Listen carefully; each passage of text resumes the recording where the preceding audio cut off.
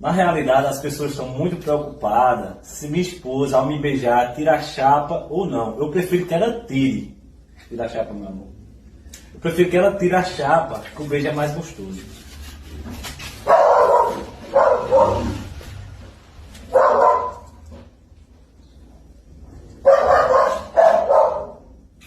O bom é sem chapa, que não machuca, não maltrata. Mas o importante, pessoal, é o beijo, com chapa ou sem chapa. O importante é o sentimento que você tem pela pessoa.